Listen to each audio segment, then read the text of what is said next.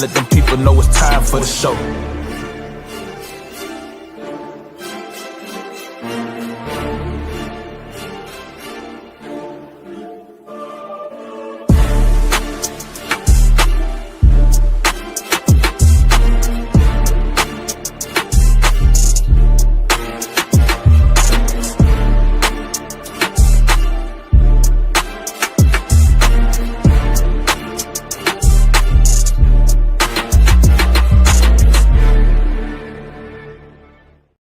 Bills Mafia, what's going on? This is your October 25th, the last 𝐾𝐨𝐧'𝐭 of October. I can't believe it's almost November.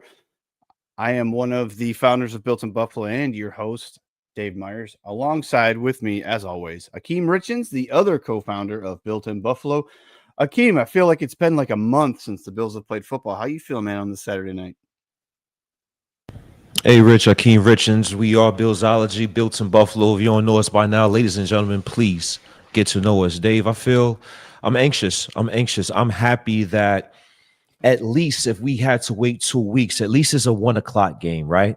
At least we get right to it. We could wake up, do our morning routines, and watch our Buffalo Bills play. So I'm excited and I'm anxious to see our team play. Yeah, so we got a packed show tonight. Obviously, there's been almost 2 weeks worth of news that's been coming out about the Bills with their injuries. We're going to go over all of that, the laundry list, I should say the grocery shopping list of injuries that the Bills have. Seemingly, this is an every year thing once we hit this stretch of the season. We're going to talk about that. We're going to talk about Mad Max, and he's active for tomorrow's game.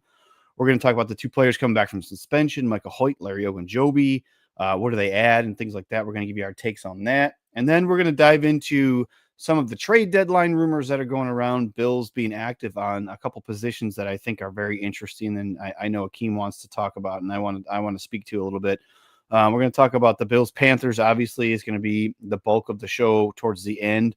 We'll give you our keys of the game, players that need to step up, bold predictions, things like that. So first, 𝐬𝐮, before we dig in, and before I ask you where you want to go, I want to ask you something that I saw this week, and I wanted to get your take on it.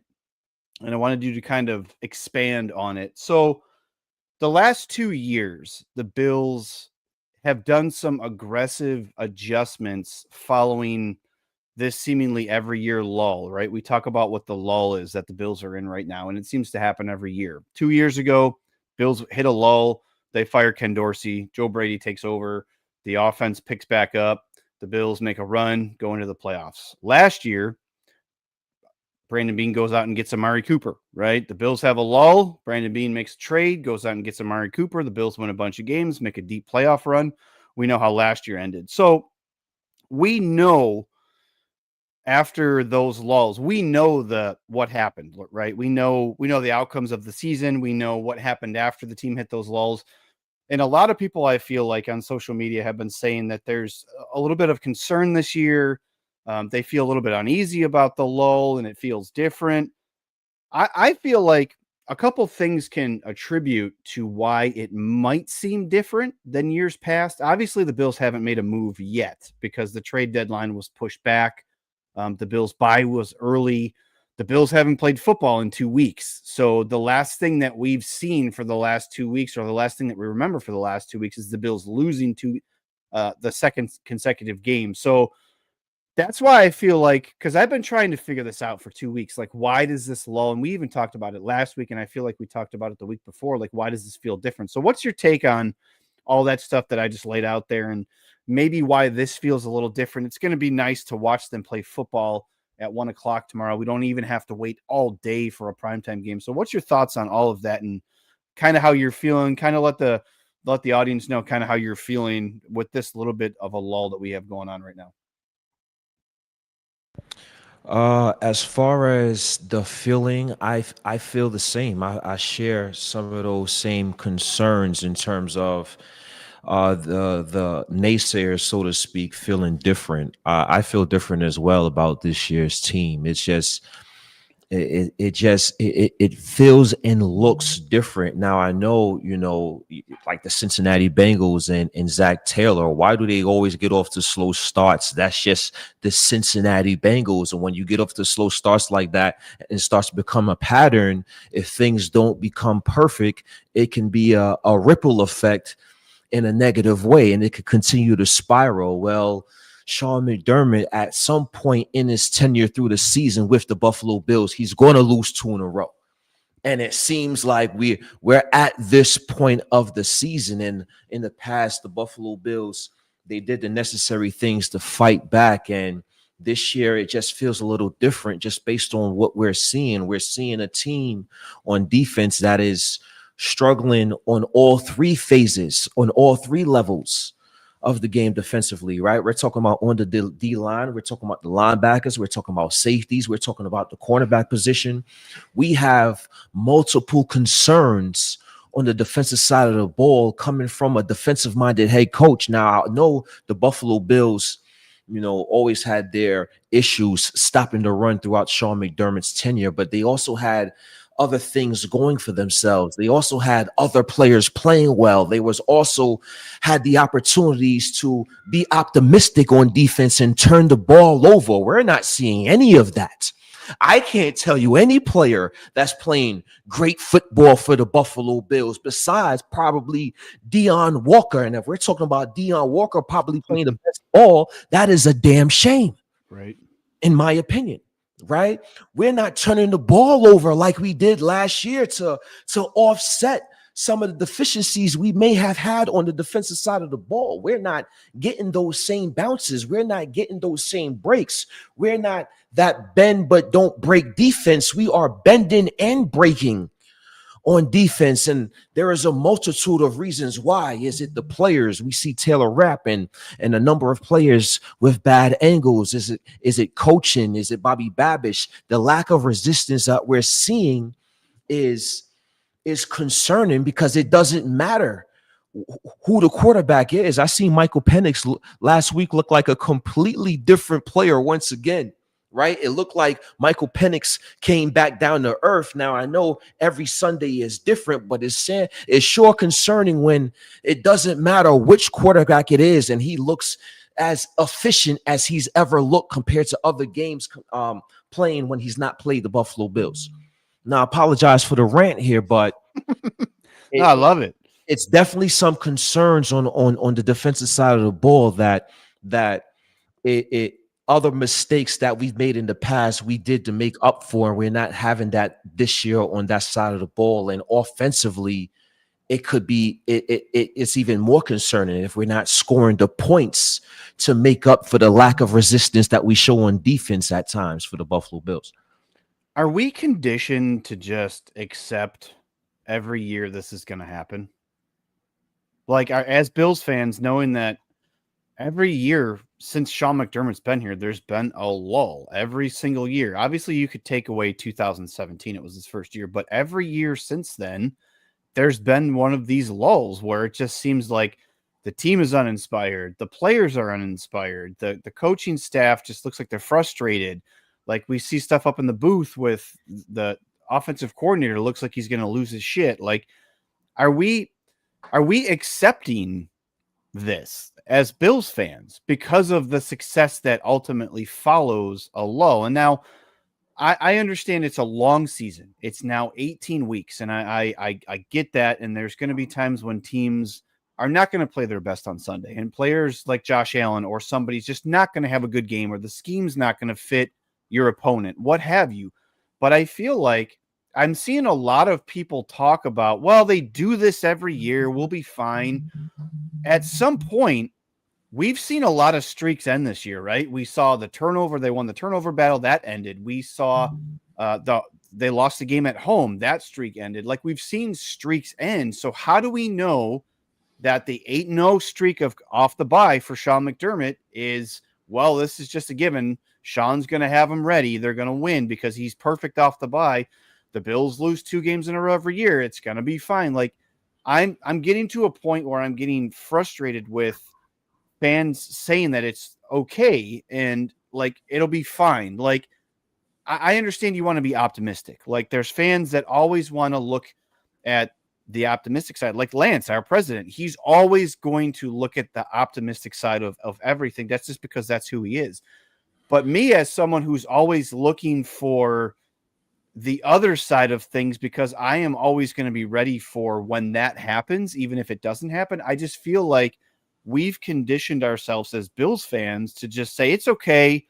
They're 4-2. They still have Josh. They'll figure it out. Like you said, that whole rant you just went on was a perfect example of, in years past, the stuff that helped this team come through the lulls is not, we haven't seen signs that it could happen.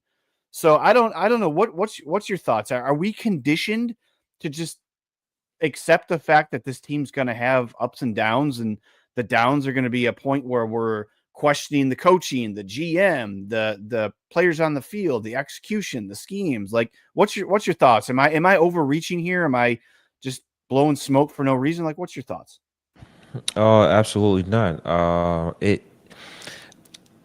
Now when I look at our Buffalo Bills, I'm looking at the biggest picture, and I'm always judging by the biggest picture, right? And the biggest picture to me is hoisting that Lombardi trophy. I think we've gotten to a point where the Buffalo Bills they've won a lot of football games over the past 8 years, right? The Buffalo Bills, if you're a youngster coming up from age 10 to 18, 12 to 20, you're used to the Buffalo Bills as a winning organization throughout your childhood, right? So I think we're at a point where, in my opinion, good is no longer good enough. We have to, the standard should be now championships. The standard should be hoisting that Lombardi trophy. Josh Allen is not getting no younger. He's about to be 30 years old. He's in the prime, in the heart of his career right now. And we have to, as an organization, in my opinion, take advantage of that. And every year that goes by that the Buffalo Bills do not hoist that Lombardi trophy, we're not taking advantage of the best years in Josh Allen. I just look at it from that spectrum. So are the Buffalo Bills right now, is it frustrating? It's absolutely frustrating, but it's more frustrating because it looks as if now it's a long season and we hope things can change, but it looks as if it's worse than before. Like I said, it's no all-pro players, no star-stud players standing out right now. We're not getting turnovers right now. It's a lack of resistance on defense. We're not scoring that 30-plus points a game. We have 20 penalties in the last 2 games. We have 5 turnovers the last 2 games. If the defense is not playing well, and the offense can't match the defense not playing well like it did all of 2024, that may be a step back, and that is causes for concern. Why? Because we don't have the flexibility to get better. The guys that we have is supposedly our core. They're not going anywhere. And there's the guys on the field right now that is not playing up to standard that Brandon Beane has paid. So if we all believe in that, hoisting Lombardi trophy is the standard, in my opinion, what is going on now is unacceptable because we are losing to teams that we are supposed to beat. We're supposed to be a New England Patriots team. They are a rebuilding team with a second-year quarterback. We are supposed to beat Michael Penix and the Atlanta Falcons. We're supposed to beat that team. And for us to not beat these type of teams that we're supposed to beat is definitely concerning. Yeah, in years past too, and I agree with everything you said 1,000%. Years past too, we didn't have to worry about the AFC East. There wasn't that little brother that's trying to push big brother around. You know what I mean? Like now we have the Patriots, who are, I'm not saying that they're a contending team, but they are playing really good football and they're a really well-coached team. And if they come out here and make some moves at the trade deadline, they could be a problem. And I saw somebody commenting the other day. They were talking about, well, remember when the Dolphins were 8-3 and the Bills had to come back at the end of the season and win the division in the last week and all that stuff. This is different. This is a completely different team. This is a really well-coached team that I feel like is going to continue to progress and get better. And then one thing you talked about Josh Allen and wasting his prime and stuff like that. Are you concerned at all with? Does Josh Allen look different to you this year? Like he's not doing the things that we're accustomed to Josh Allen doing. And I heard somebody call into WGR yesterday, and they were talking about like has he hit a ceiling? I'm not saying I agree with this caller or this person. I'm just I want to have the dialogue. This wasn't on our show notes, but I feel like I said last week that we're caught in between 2024 Josh and 2023 Josh. I think we've seen a little bit of both and a lot more of 2023 Josh in the past couple games. It looks like he's indecisive. He's forcing plays. He doesn't have time in the pocket. It doesn't look like he's being able to escape the pressures. It looks like he's having some issues with what the defense is doing pre-snap. I'm not saying that he's hit a ceiling, and I still fully believe that Josh Allen has a ways to go before we see full peak Josh Allen. But what's your take on that? Just because obviously we like it's recency bias, right? It's the last things that we see that we want to discuss and we remember. In the last 2 games, he didn't play well. He didn't look great. So what's your take on where he's at? Is it something where maybe he's part of the lull? And you brought up last week when he came out against the Jets after they fired Dorsey, and he said, "Yeah, I'm back. I'm back."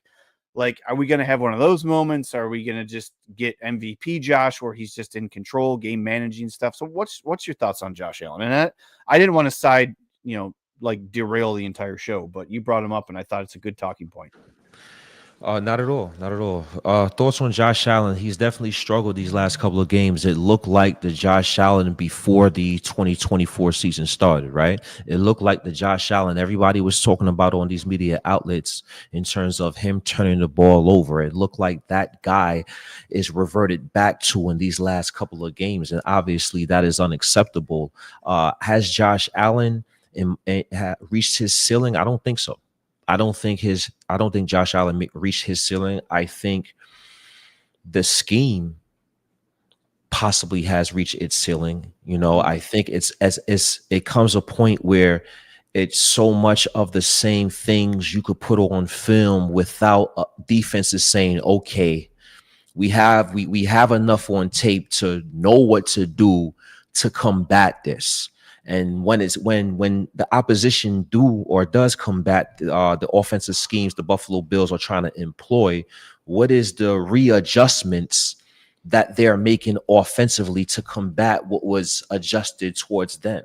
And I think that is a part of the struggles. And I think when you have a predictable, simplistic offense, and you're not playing the best game, and your defense is not a good defense, I think it starts to become a trickle effect. Now, one side usually supposed to worry about the other in terms of the offense doing their job and the defense doing their job. But if the offense continues to see the defense struggle and the offense is struggling themselves, it starts to become a mental thing, right? Now we start to press, because not only are we struggling, what the hell is going on here? This is not something we're accustomed to, but our defense is struggling. We can't afford to struggle right now.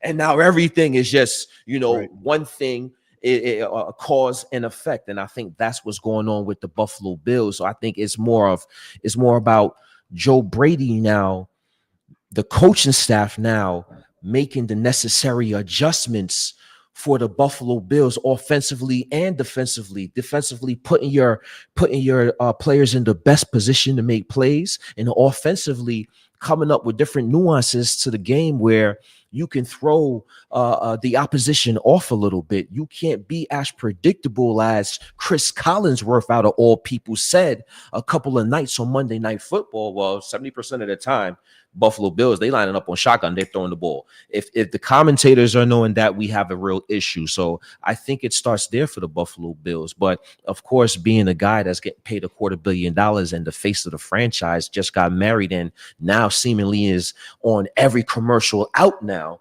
it's going to weigh in on Josh Allen. And of course, he gets a brunt of the blame. But I think systematically we have some issues that have to be worked out in order for the Buffalo Bills to get back on the right track. I agree. I'm kind of sick of hearing about the Josh Allen does too many commercials. He filmed all those commercials in the offseason. So let's not let's not pretend like he's, sidetracked by doing massager commercials with Mini Josh or whatever that was. All right, enough negativity. Let's try to get a positive spin on some stuff. But first, we're going to talk about the Bills injury report.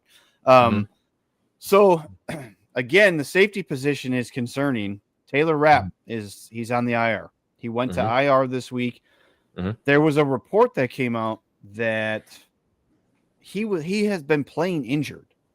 Now, correct me if I'm wrong, but I don't remember seeing him pop up on too many injury reports throughout the course of the season. I could be wrong and have just missed it, but I seem to post that every week for our social media, and I don't remember seeing him pop up there on the injury report. So maybe something that he was just kind of dealing with and they just didn't report it on the injury report. I don't know. But now we have Damar Hamlin and Taylor Rapp on the IR. 2 safeties, 1 a starter and 1 depth. So what does that mean for the safety position? That the Bills elevated Jordan Poyer? I assumed that at some point in the last 48 hours, the Bills would have signed Jordan Poyer to the active roster, actually signed him. But they didn't do that yet. So what's your thoughts on Taylor Rapp being out? What's your thoughts on the safety position? And we'll speed through some of these other injuries. I mean, I feel like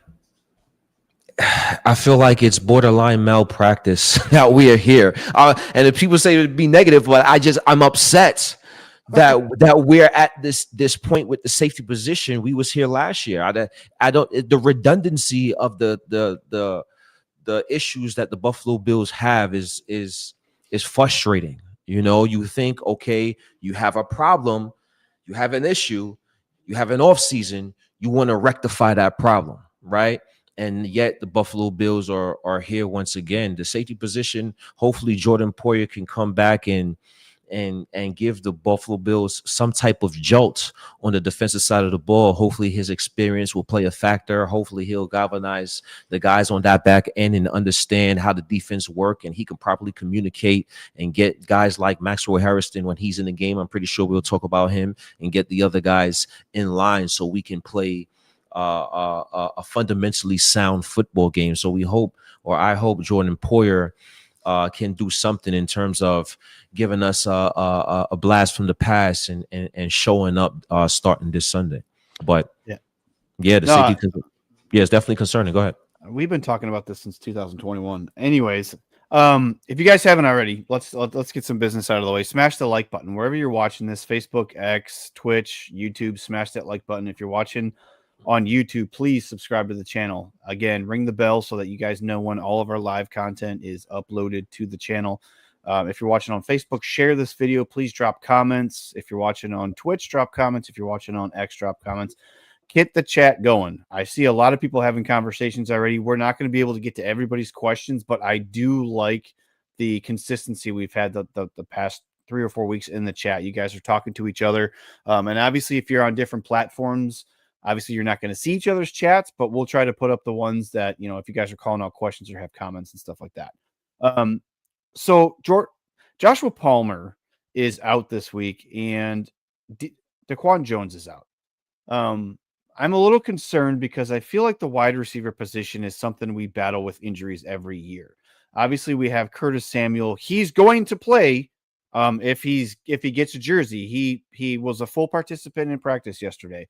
So what's your thoughts on the wide receiver position? Not talking about the play on the field and stuff like that, but we seem to have an issue with players just not being able to get on the field as far as wide receivers. Keon got injured last year. Shakir got injured last year.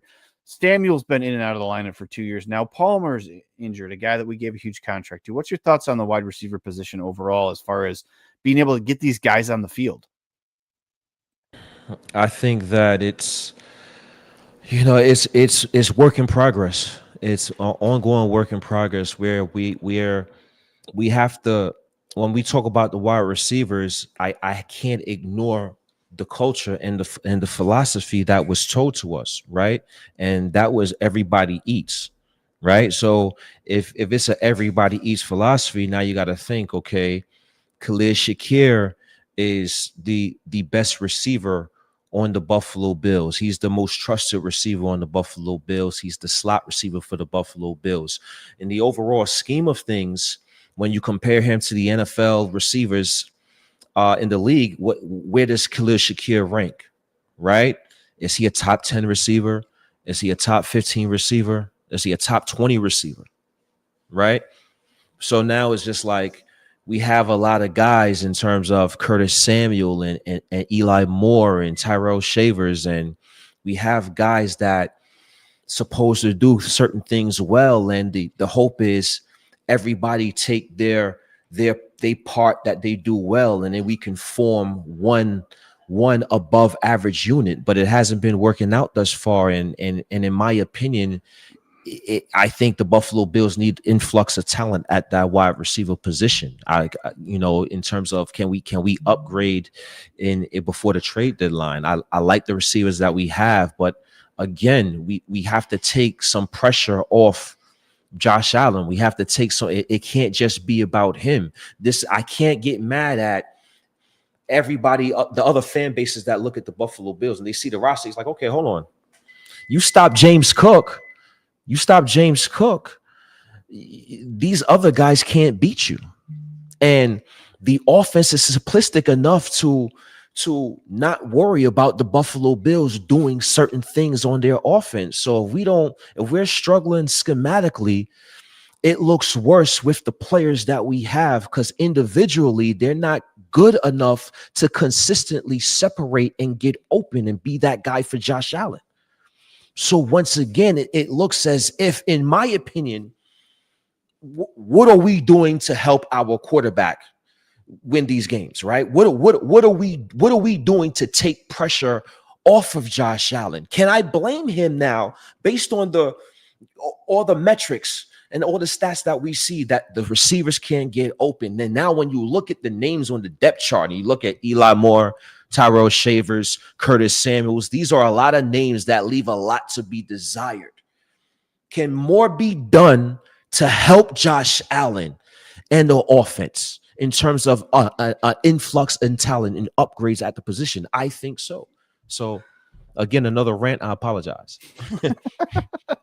No, it's great. I feel like you've just been like thinking about this stuff all day, and you're just like, all right, it's live. Let's go. I'm gonna get all this out. I agree with you. It's just I was excited to see, especially after that big catch that Palmer had to start the game against the Falcons. It looked like he was ready to just kind of break out. Like you haven't seen the Bills just run a 40-something yard route and it's successful. Like you just haven't seen that yet. So hopefully that's a sign of something to come when he gets back in the lineup. So hopefully that's trending in the right direction.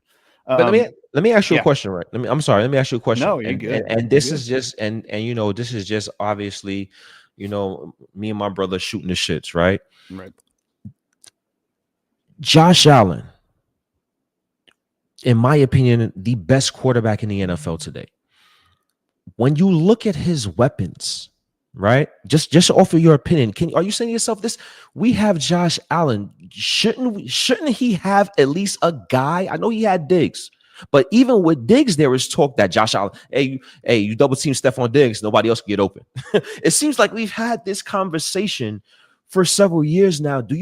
How do you feel in terms of Josh Allen throughout the course of his career and the weapons he's had throughout the course of his career? Do you think it's enough? No, by a long shot. Diggs was huge. Obviously, what we saw in 2020 was, I think it blew all of our minds. That football team was so fun to watch in 2020, especially obviously Gabe Davis's rookie year. He had a big breakout season. Diggs, I think he had 160 targets that year, something like that. It was fun to watch, but when it got to the playoffs, the Chiefs said, we shut down Diggs, you're in trouble, in the AFC Championship game that year, and that's what happened. To me, last year, 2024, masked a lot of stuff. The way the Bills were able to control games as far as running the football and just doing what they wanted offensively.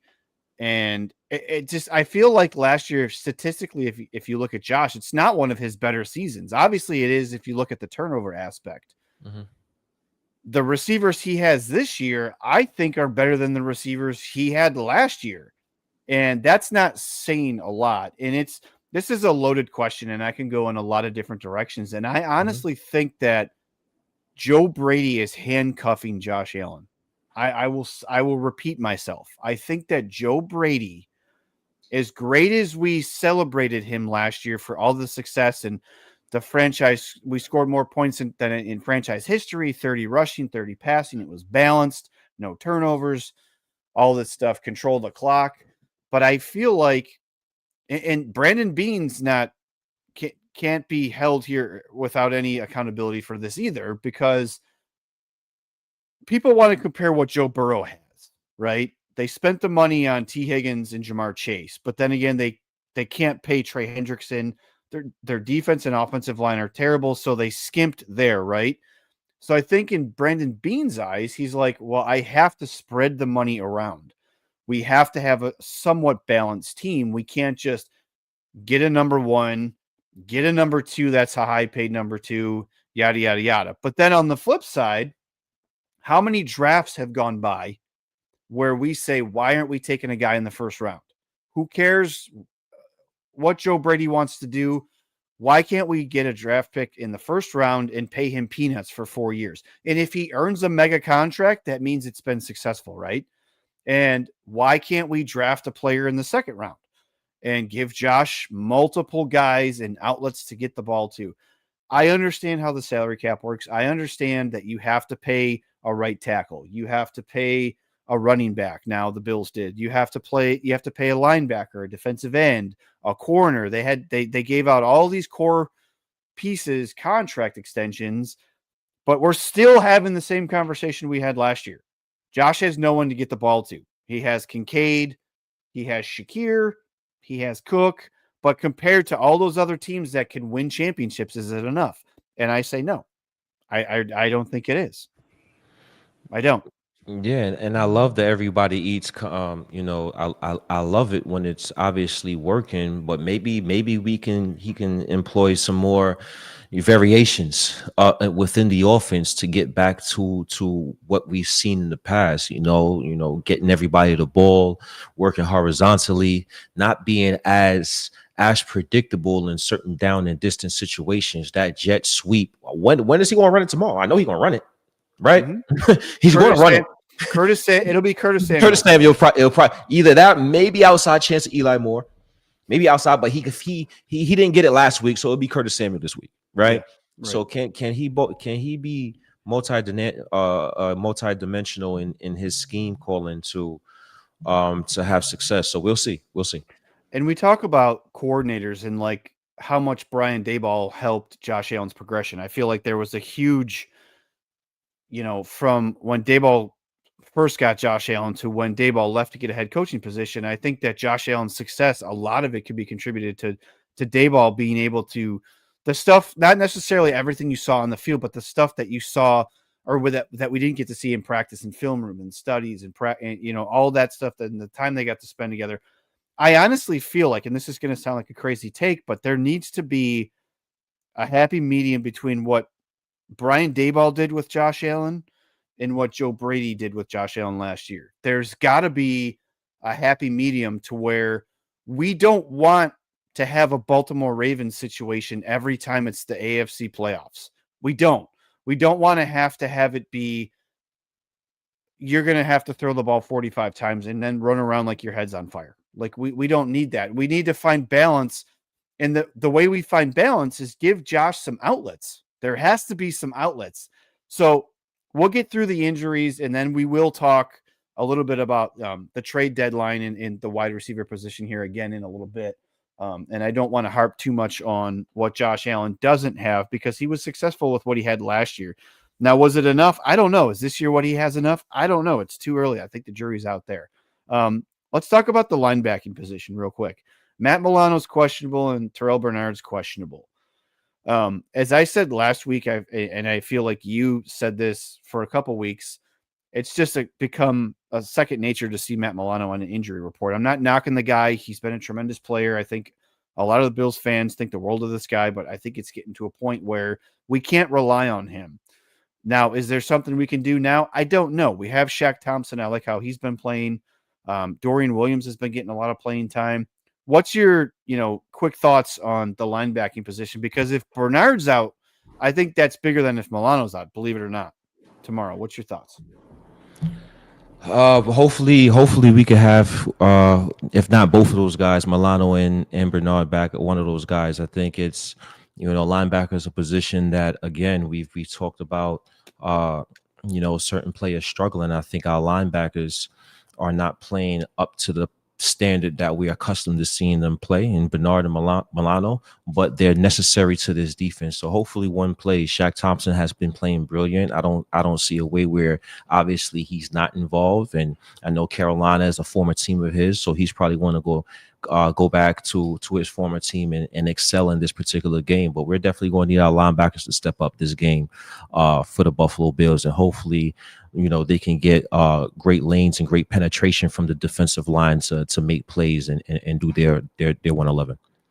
So we talked about Jordan Poyer elevated off the practice squad. Obviously, DaQuan Jones is out again this week. So Jordan Phillips, a familiar face, the law firm of Poyer and Phillips, the two Jordans, Jordan squared, will be active this week. As far as targets for Josh Allen, Dalton Kincaid is questionable. And like I said earlier, Curtis Samuel looks like he's good to go. He was taken off the injury report for Saturday. So I hope that some of these questionable guys, I'd like to have them definitely next week. I think we need all the guys as many as possible next week for the Chiefs, but definitely need to win this game. And I think you need to have as many guys that you can as far as starting caliber players against the Panthers. So Maxwell Hairston, his 21-day window was open, and the Bills were very quick to put him on the active roster, and he is active for tomorrow. I know, Akeem, you wanted to talk about Maxwell Hairston. We've wanted to talk about Maxwell Hairston for, I think, 2 months now. And I know you saw the video. There was a lot of videos of him in practice the past couple of days. What's your thoughts on, I know it's practice, but what's your thoughts on what you saw from him just in practice, and your thoughts overall about what he might be able to bring to the Bills defense? It may be a limited, snap count. We don't know that. We don't know what's going on between him and Trace. So what's your thoughts on Hairston getting back and hopefully getting to see him play tomorrow? Excited to see him play. Thoughts on him coming back? Obviously, it's a needed boost for the Buffalo Bills back end.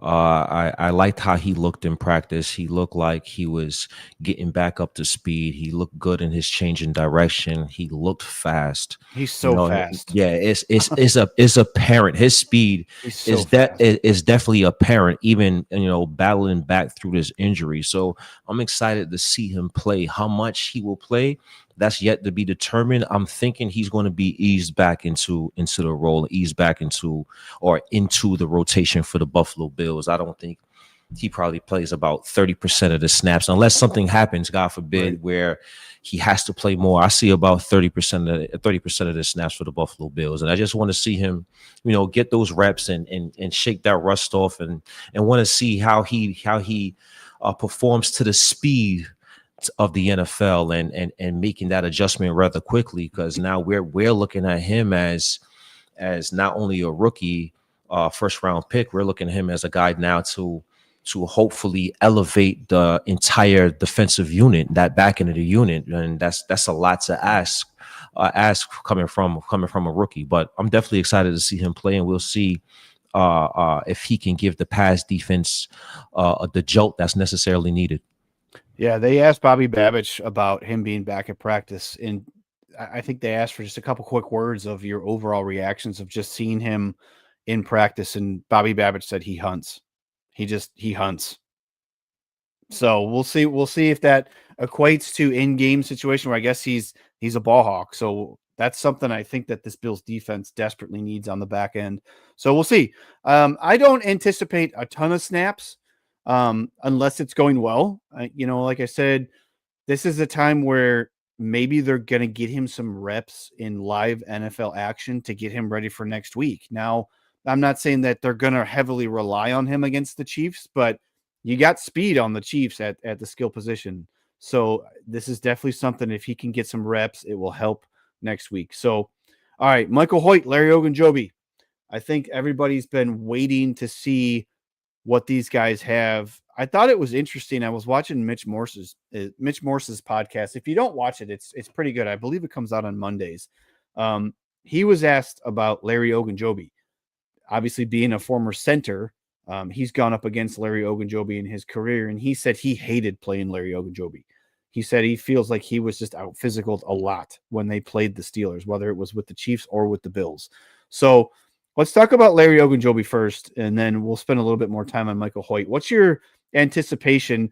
I saw his calves and his thighs, and I immediately put in our group chat, I said, are we sure that he's not still on PEDs? Because his lower half is huge. His lower center of gravity is massive. So we'll see if that equates to what the Bills need in the run defense. But what's your thoughts on Larry Ogunjobi finally getting to suit up for the Bills tomorrow?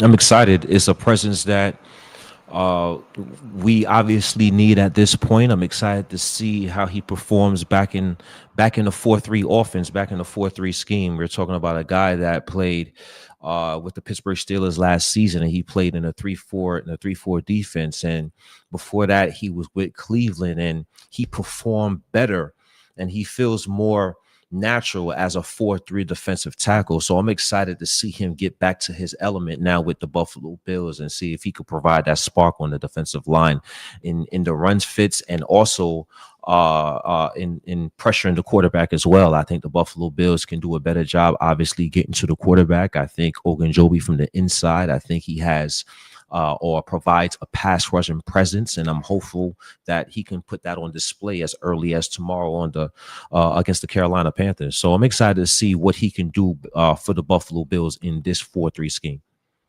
Yeah, I'm excited too. I think any addition up there of a guy who's a veteran presence, throw him into that rotation, with Ed Oliver and Deon Walker, and obviously Jordan Phillips, and I'm excited to see what he can, because he came highly, like, as soon as the Bills signed him, I went back and immediately watched his stuff back in Pittsburgh, and you could tell there was times he was impactful, but you can also tell watching him, and then when you watched him with Cleveland, that he seemed like he was just playing out of position, but he was impactful. And I'm not just talking about in the run. I feel like he's going to be able to push the pocket in the pass game too, so we'll see what he's got there. All right, Michael Hoyt. I am waiting to watch Michael Hoyt, because the dude, you talk about guys and there's that term running around with their hair on fire. This guy is like just a bonfire ready to explode at any time. So I'm interested to see what Sean McDermott, Bobby Babich, and the defensive coaches have schemed up for him, because I feel like he's a wild card.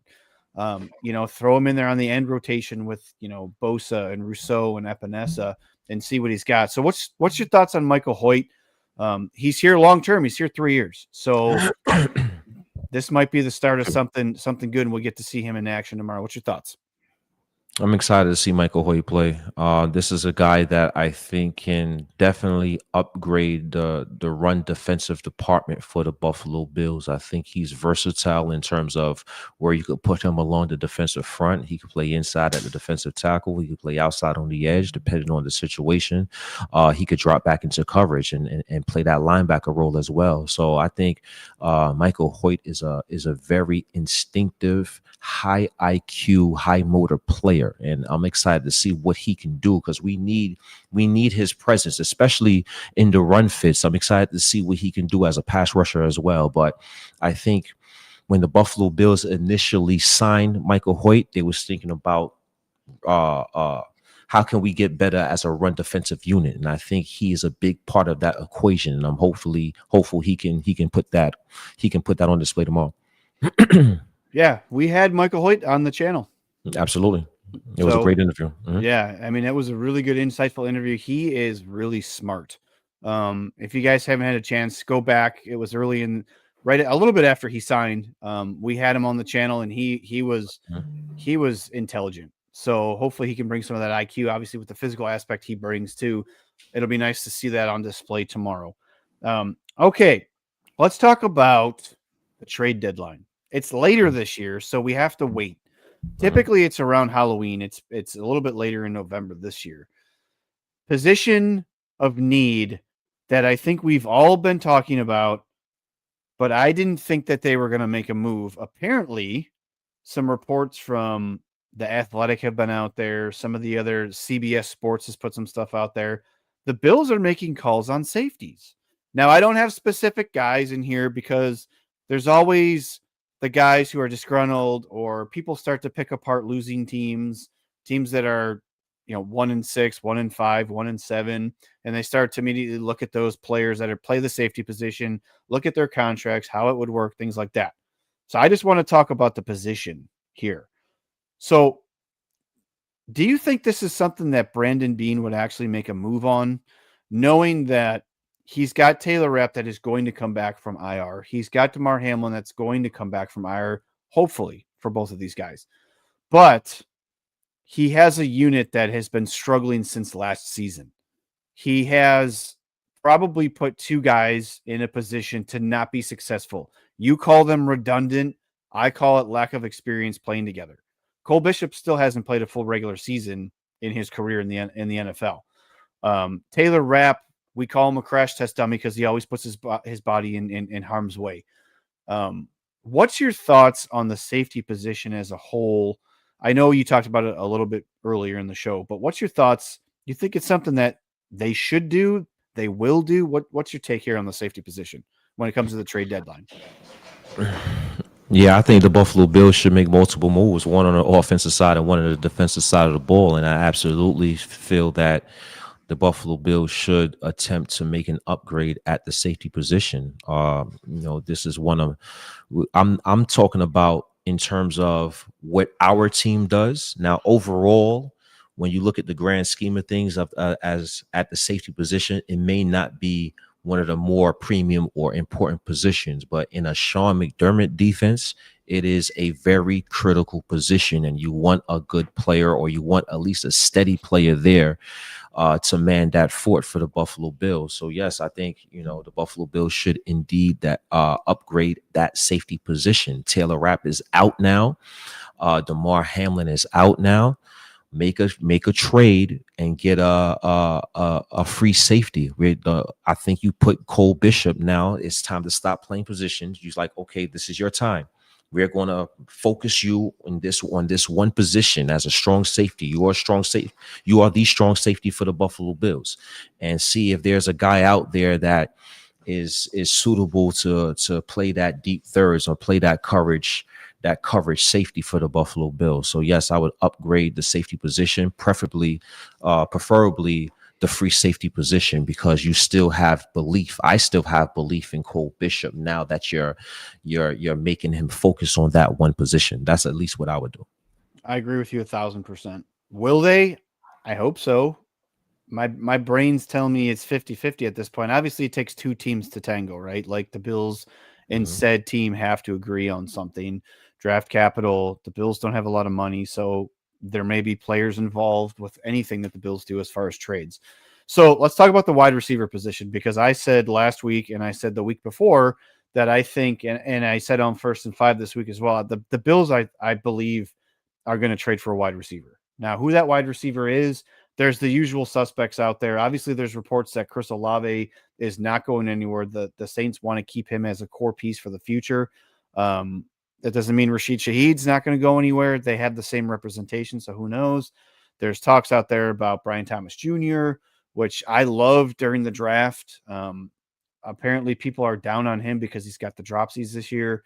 There's some other guys like Jacoby Myers out there and some other guys. So what's your thoughts, Akeem, on the wide receiver position? You don't have to name names, but is this something where it would have to be a player and pick swap? Or I can't see them adding a 7th wide receiver to the roster without potentially moving a player or, taking Tyrell Shavers and pushing him back to the practice squad. So what's your thoughts overall on that whole wide receiver grouping, trade? Do we need one? What's your thoughts? We need one. We need a receiver. We need somebody that can come in and elevate that unit. We need somebody that can come and, have some type of skill set where you have to pay attention to, and hopefully he can open up other other elements to the Buffalo Bills passing game. So yes, in my opinion, whatever you got to do, whether that got to be Tyrell Shavers going to the practice squad, whether that's got to be releasing the Eli Moore, whatever the Buffalo Bills have to do, I think they should make an effort to upgrade that position. Give Josh Allen another guy. Give Josh Allen another weapon. Stop playing with Josh Allen. Get that man a weapons. Yes, absolutely. I got you. My only concern with that is obviously Joshua Palmer and Khalil Shakir are going nowhere. They're here. Mhm. My concern is if you have to move a receiver, which one are you moving? I would rather keep, and this is going to sound weird, but I would rather keep Elijah Moore than Curtis Samuel. But I don't think teams are going to want to take on that contract. You know what I mean? Like, I don't think teams are going to want to get an $8 million game day inactive wide receiver.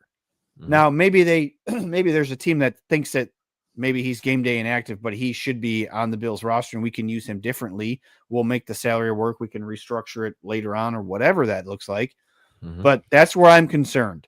Bean is stingy about giving up draft picks. We know that. He's stingy about giving up draft picks. So are we going to trade a fifth round pick for, XYZ player, Jacoby Myers, and then throw in somebody else? Like, I don't know. Like I said, it takes two to tango. So we'll have to see where, if Bean can be, out there making calls. There was multiple reports saying that Bean's calling on wide receivers. He's contacted at least 3 teams about wide receivers. So we'll see if it comes to fruition. And I know you're not trying to name names there, but is there anybody that spark your interest? Rashid Shaheed.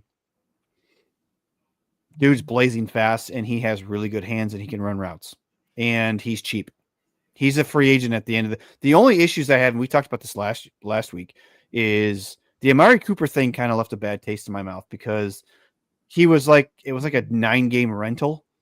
So how much, I don't want to say this against Amari Cooper, but how much was he like devoted to like the long-term plans of this team? Like, not saying he doesn't want to compete and win a championship, things like that, but if you got a guy who's just looking to get paid and leave, you know what I'm saying? Like, if you can get a guy, and Chris Olave, I don't think is going to move, but he's the guy you would get and extend. You trade for and you immediately extend. Like, you know what I mean? Like, I don't know. It's got to find the right deal that works for the Bills, what they have in salary cap, and a guy that you can see being here long term. If you're trading away a long-term asset, which would be like a second, third, fourth round pick, like a Brian Thomas. Like, I feel like if you watched him have 1,300 yards last season, he didn't just forget how to do that. It wasn't luck. Like, he was great in college. He was great last year as a rookie. So maybe they schemed away from him. They have a new head coach. Maybe things are just different now. I don't know. And that's a guy who's on a second year of a rookie, potential 5-year if you give him that 5th-year option deal.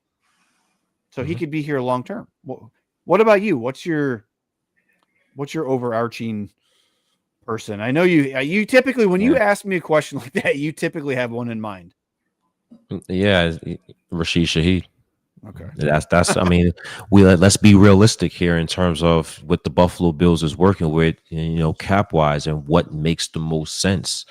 Joe Brady obviously isn't going anywhere. I think Joe Brady, in terms of play calling, I'm not sure how much better he can get. So what's the best thing to do?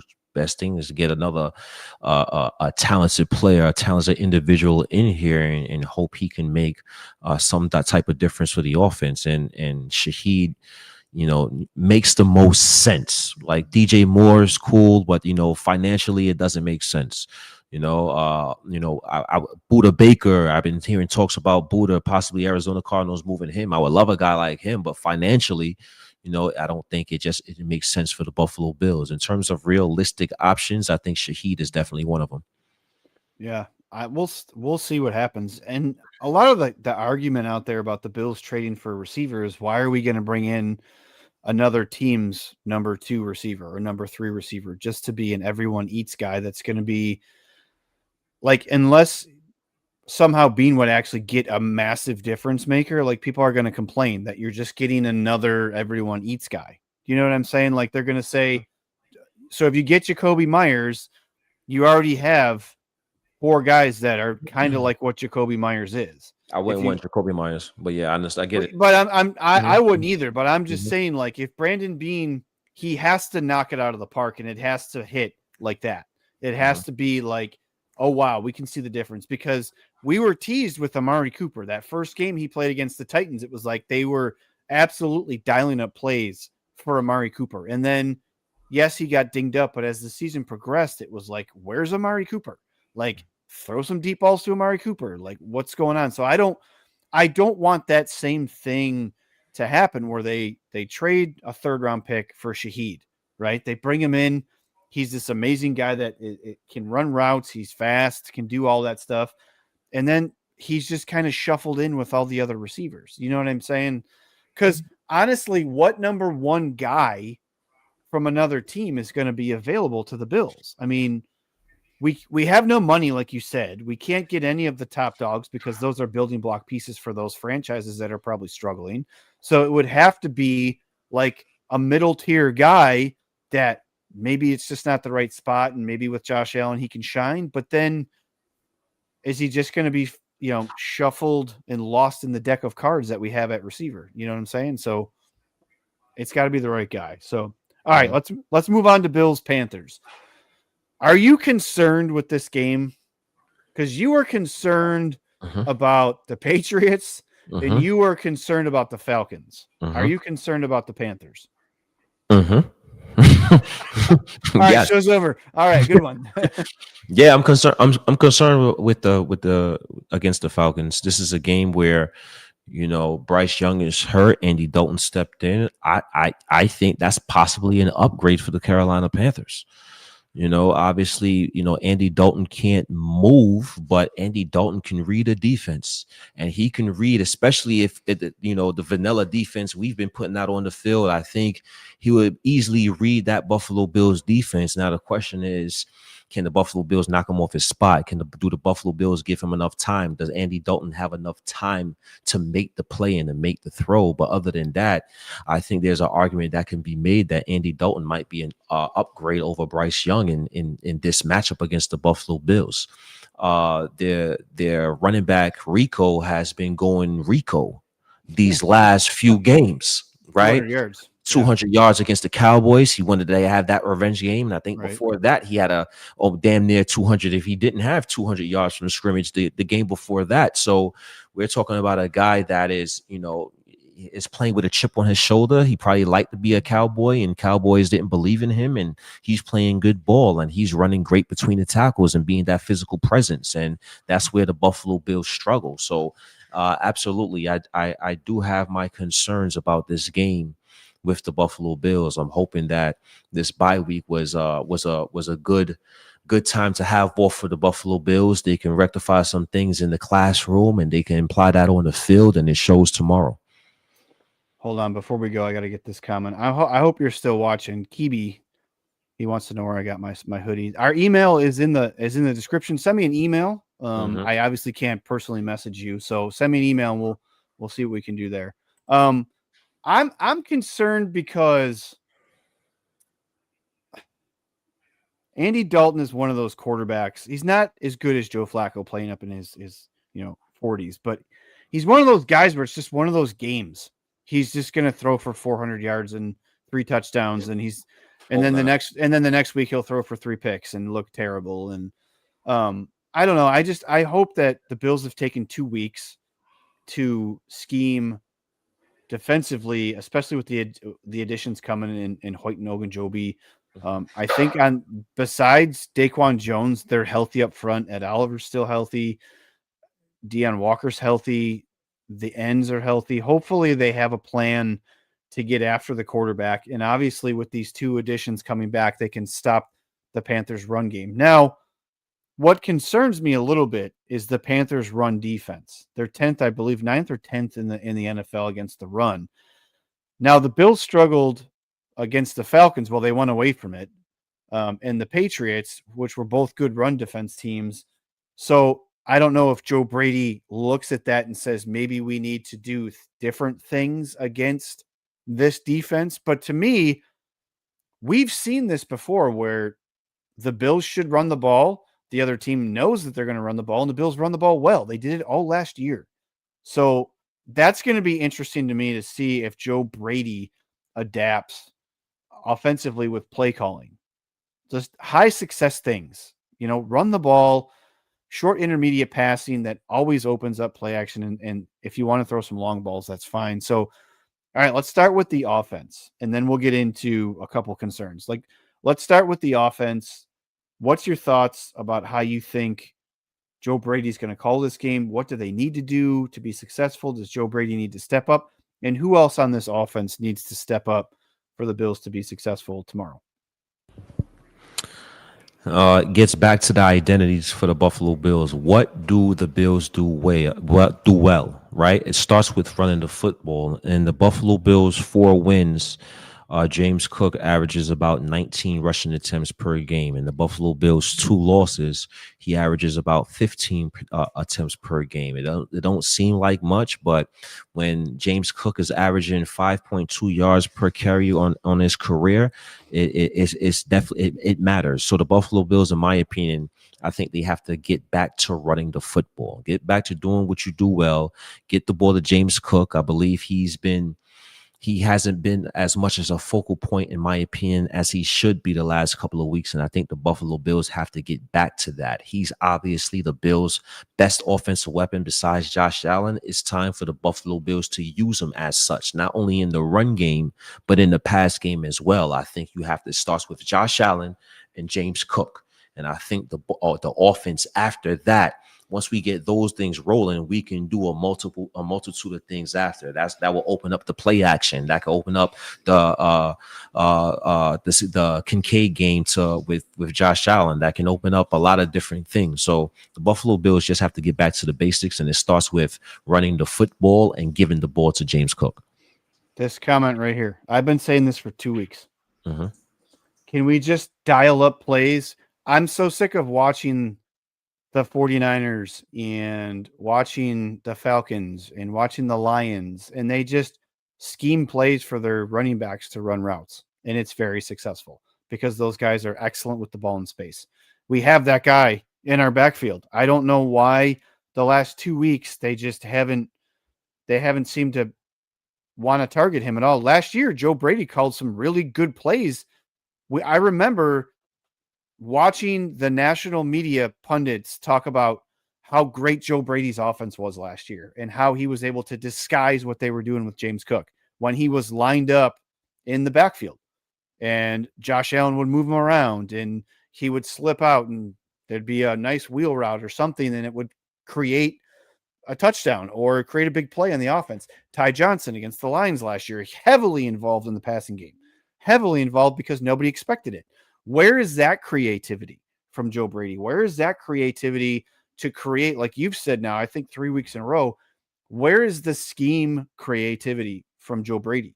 Where that masked a lot of the deficiencies we had at the skill position last year because he was able to put guys lined up before the snap or in motion to get open or to create separation. Like, where's the rub routes? Where's the trips on the right-hand side where you immediately will create separation by having 3 guys bunched up in a formation, right? So that's the type of stuff I want to see.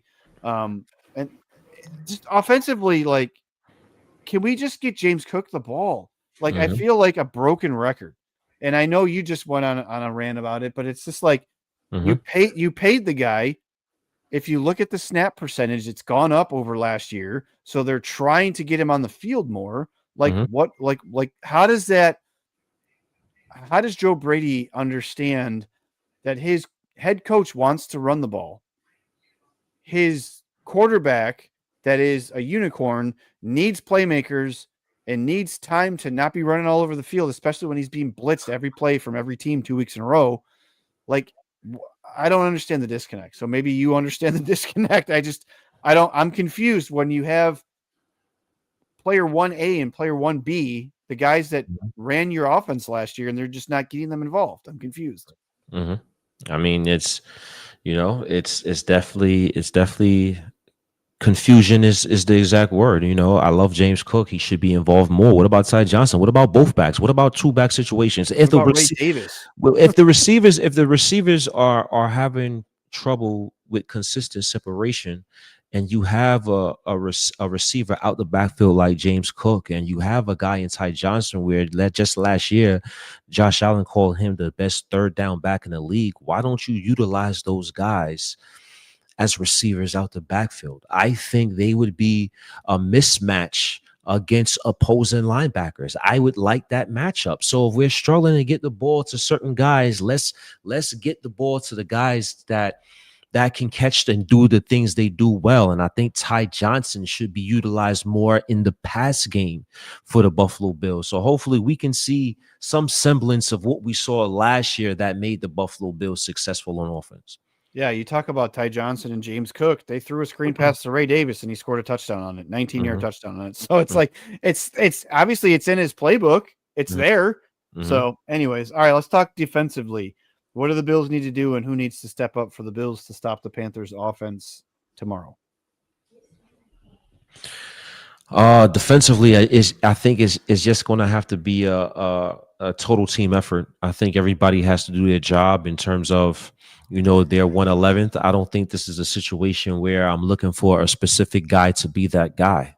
You know, I love what Ed Oliver did in week 1, where he was that guy for the Buffalo Bills. And I hope he could have that type of game. But the Baltimore Ravens also scored 40 points. I'm just hoping that the Buffalo Bills as a defensive front can show some resistance, right? Come in the first drive and show some resistance on the first drive. Don't let their scripted play result into points. I understand it's scripted, right there, but let's show some resistance. I just want to see complimentary football from the defensive unit from the Buffalo Bills. No easy passes, no easy zone reads, no easy lanes for the running back to get yardage and not even being touched until he gets to the second level. I just want to see better overall team defense from the Buffalo Bills at this point from that unit.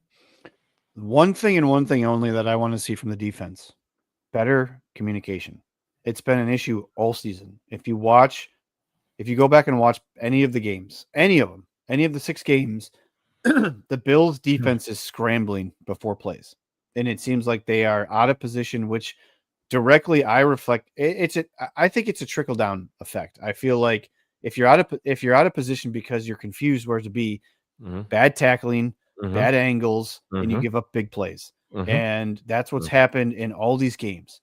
So I feel like the Bills needed to work on the communication, and they've had 2 weeks to do that. So hopefully they come out tomorrow. Everybody's on the same page.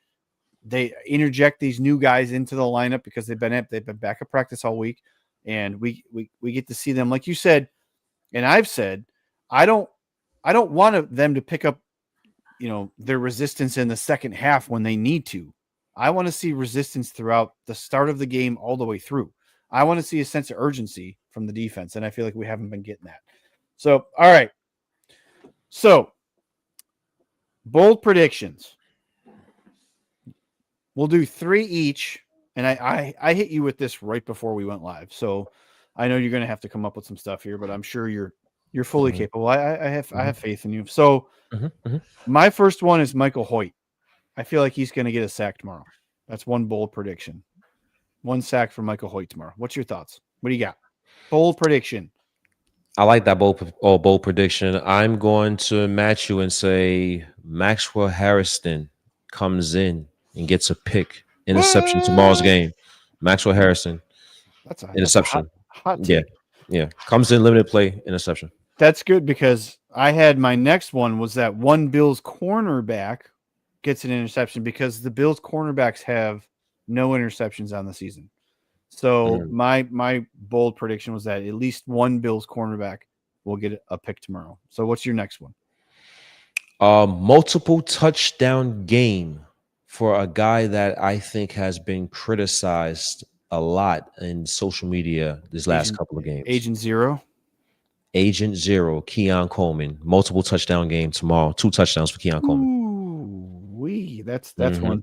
I've seen a lot of people saying that he's going to have a big game. I've seen a lot of people saying that he's hearing the nonsense and he's just going to Mhm. have a big game. So we need it. We need to see it, right? We need it. Desperately.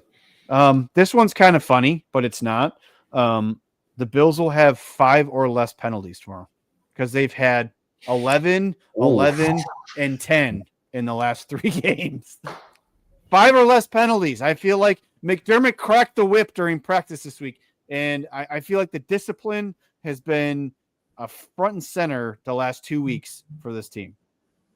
He even said, I like it. He even said that his wife and him were having a conversation at the breakfast table, and she looked at him and he said, I need to go in. And a lot of the questions that followed were about discipline. So, he's been thinking, like, this is not my team. Like, this team needs to play more disciplined football. So that's my bold take. Less than 5 or less, we'll say. I like it. And hopefully I just didn't jinx it, but hopefully. I got one more for you. All right. Jordan Poyer makes his presence felt. He gets a sack and a forced fumble in tomorrow's game on Andy Dalton. Ooh, so there's going to be multiple turnovers tomorrow, according to you. All right. Yep. Hey, did he not look like the best safety against the Falcons? He absolutely did. And I know he didn't play the whole game, but I mean, I don't know if it's a reclamation project that he's got going on in Buffalo, because we all thought he looked slow and old last year with the Dolphins. I feel like maybe it was the system he was in. Maybe it just he plays better in McDermott's scheme, but I don't know. All right. Hot take. What you can go first. What do you got? Ooh, hot take.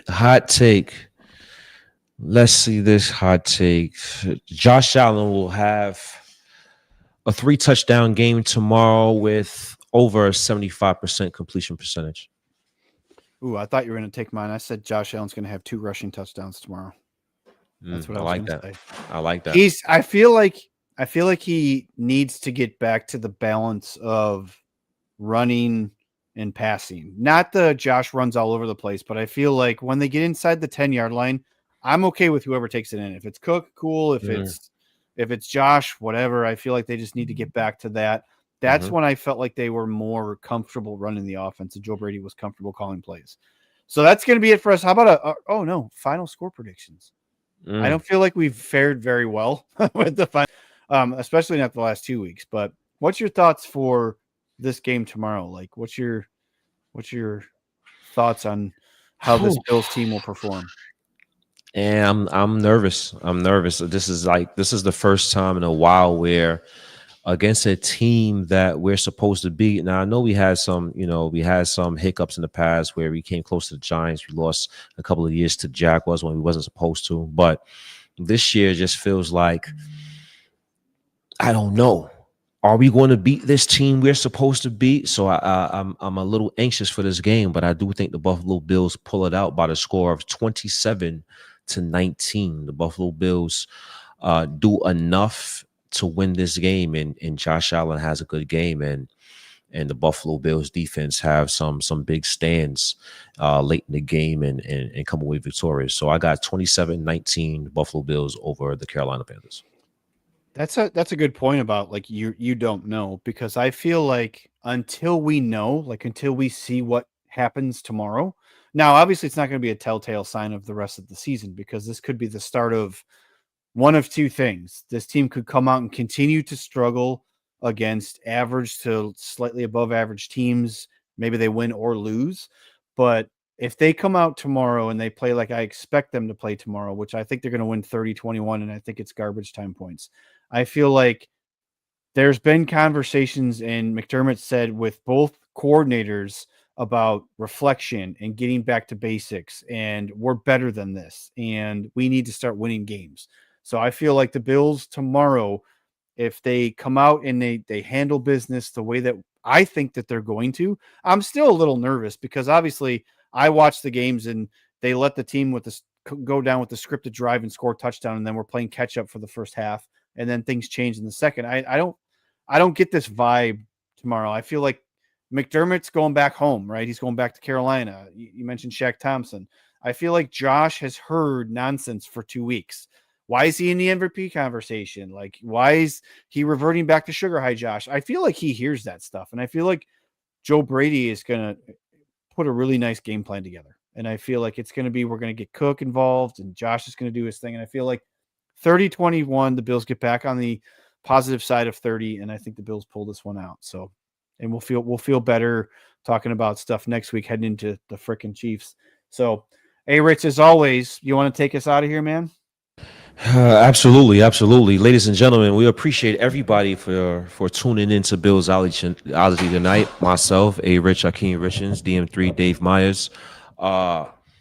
Let's hope for the best. We're gonna hope that the Buffalo Bills claim victorious tomorrow. And like DM3 said, we can talk about the Kansas City Chiefs in another fashion, in a more positive note. So once again, 𝐸 Richards, Dave Myers, this has been Billsology. We appreciate everyone for tuning in. And like always, go Bills. Go Bills. Let them people know it's time for the show.